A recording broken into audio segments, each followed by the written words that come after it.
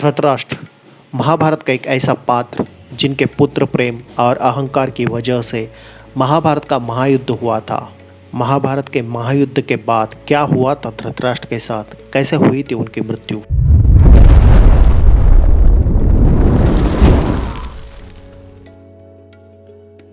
नमस्कार दोस्तों, स्वागत है आपका द एशियंट वर्ल्ड में। आशा करते हैं आप और आपका परिवार कुशल होगा।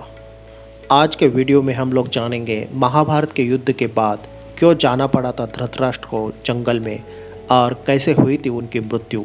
वीडियो को शुरू करने से पहले दोस्तों वीडियो को लाइक करना मत भूलिएगा और अगर आप चैनल पर नए हो तो प्लीज़ सब्सक्राइब द चैनल। नीचे दी गई बेल आइकन को प्रेस कीजिए ताकि हमारे नए नए वीडियो की नोटिफिकेशन आपके पास आती रहे। कुरुक्षेत्र में 18 दिन तक चले महाभारत के महायुद्ध में अहंकार से चूर सभी कौरवों की मृत्यु हो जाती है और धर्म और सत्य के साथ चलने वाले पांडवों की जीत हो जाती है। कौरव और पांडवों के बीच हुआ महाभारत का युद्ध सदियों से चर्चा में रहा है। जमीन और राज्य को लेकर हुई इस आर पार की लड़ाई में कई खून के रिश्ते ताक पर रख दिए गए। युद्ध भूमि में किसी ने अपने भाइयों का वध किया तो किसी ने अपने गुरुजनों का वध किया। धर्म युद्ध की इस महालड़ाई में स्वयं कृष्ण भगवान एक अहम भूमिका निभा रहे थे। इस पूरे युद्ध में एक बड़ी भूमिका कौरवों के पिता धृतराष्ट्र की भी थी। कहा जाता है कि महाभारत का युद्ध धृतराष्ट्र के पुत्र मोह के कारण और उनके गलत फैसले के कारण हुआ था। धृतराष्ट्र के छोटे भाई विदुर ने राज दरबार में एक बार कहा भी था कि इतिहास उन्हें इस घोर विपदा का हमेशा उत्तरदायी ठहराता रहेगा। जब महाभारत के युद्ध की नींव रखी जा रही थी तब हस्तिनापुर के राजा थे धृतराष्ट्र। राजा धृतराष्ट्र नेत्रहीन थे। आंखों से तो वो नेत्रहीन थे ही, लेकिन उनके कार्य भी ऐसे ही थे।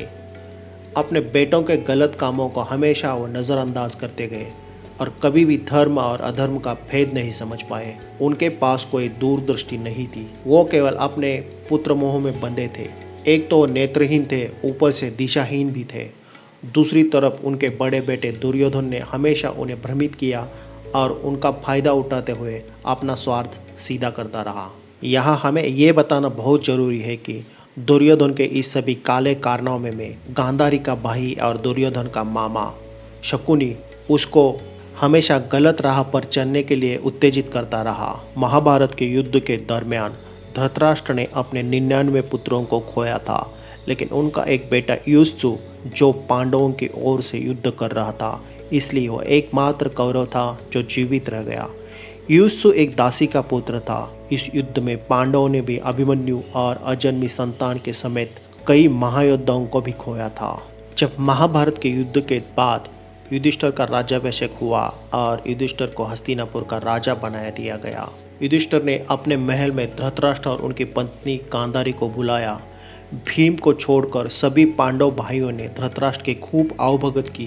भीम उन्हें हमेशा याद दिलाता रहा कि उसने किस तरह युद्ध भूमि में धृतराष्ट्र के बेटों का वध किया था। कहा जाता है कि एक बार जब भोजन के दरमियान धृतराष्ट्र मीट खा रहे थे तब हड्डियों की क्रैक होने की आवाज़ आने पर भीम ने कहा कि दुर्योधन का जब उन्होंने वध किया था तब उसकी जांघाओं को तोड़ने पर ऐसी ही आवाज़ हुई थी। ये सुनकर धृतराष्ट्र का पारा 7वें आसमान पर चढ़ गया।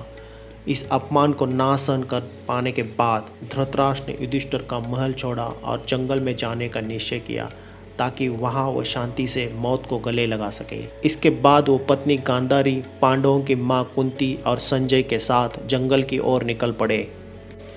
जंगल में जाने के बाद ये सब लोग एक आश्रम का निर्माण करते हैं और भगवान की भक्ति और तपस्या में लगे रहते हैं। ऐसे ही वो जंगल में करीब 3 साल रहते हैं।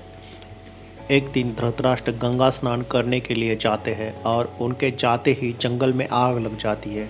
आग को देखकर कुंती, संजय और गांधारी भयभीत हो जाते हैं और वो धृतराष्ट्र के पास चले जाते हैं।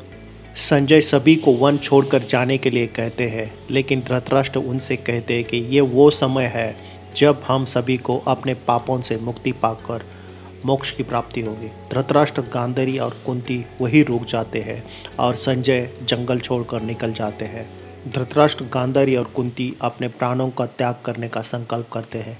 सभी अपने मन को एकाग्र करके समाधि में लीन हो जाते हैं और इसी अवस्था में देह का त्याग करते हैं। जंगल की आग के लपेट में आकर उनकी मृत्यु हो जाती है।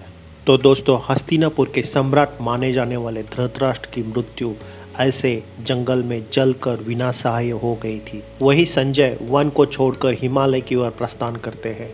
वहाँ एक सन्यासी की तरह अपना जीवन व्यतीत करते हैं।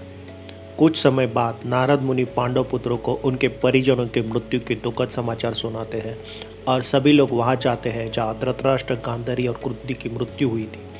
वहाँ जाकर वह धार्मिक संस्कार पूरे करते हैं। तो दोस्तों, आज के वीडियो में बस इतना ही। आपको वीडियो कैसी लगी एक कमेंट करके ज़रूर बताइएगा। हम जल्दी हाजिर होंगे एक नई कहानी के साथ।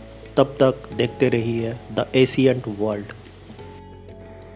अगर आपको ये वीडियो अच्छी लगी हो तो लाइक ज़रूर कर देना, और आप चैनल पे नए हो तो चैनल को प्लीज़ सब्सक्राइब कर देना। Thank you very much.